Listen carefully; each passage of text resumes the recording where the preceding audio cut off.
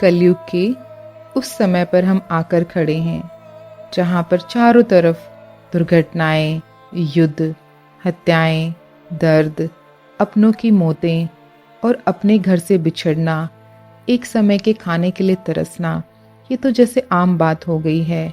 हमें लगता है कि संसार ऐसे ही चलता आया है, लेकिन नहीं, ये संसार ऐसे ही नहीं चलने वाला जहाँ चारों तरफ सिर्फ लाशें बिछी हों।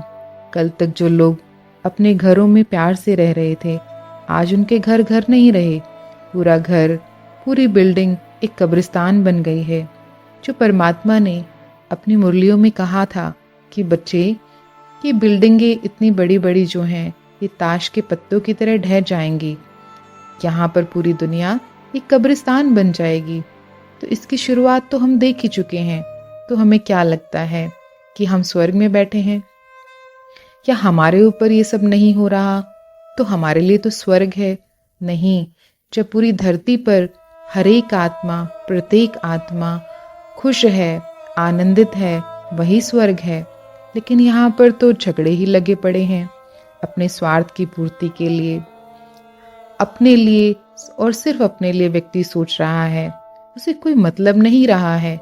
छोटे छोटे मुद्दों में उलझना, छोटी छोटी बातों में लड़ाई करना और सिर्फ अपने मनोरंजन का सोचना। बस क्या यही हमारा जीवन है? क्या ये इतना ही जीवन है? ये काम मनुष्यता का नहीं है।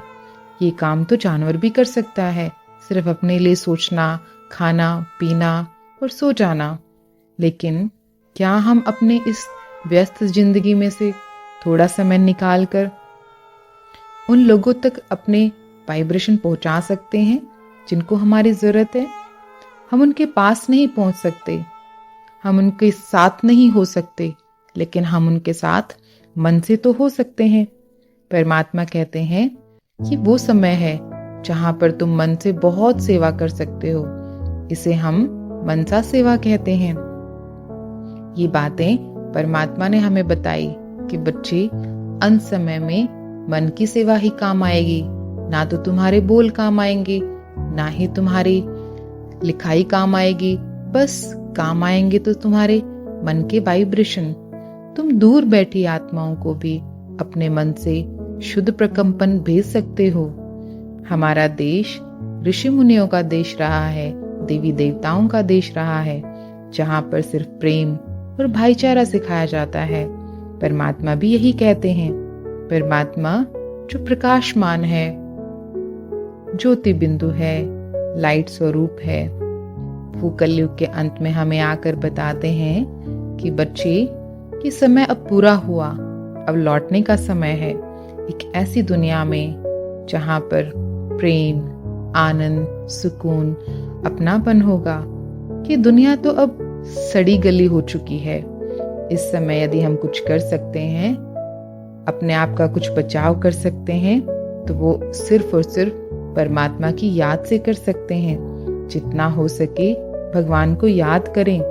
अपने बच्चों को भी परमात्मा का संदेश जरूर दें। उनको मेडिटेशन करना सिखाएं ताकि वो भी अपने आप को परमात्मा के इस वाइब्रेशन के साथ सुरक्षित रख सकें और ये प्रकृति ये भी सुंदर बन सके।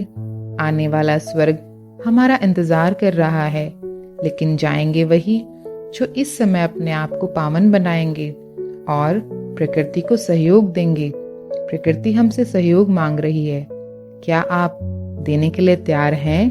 यदि हाँ, तो कमेंट जरूर करें।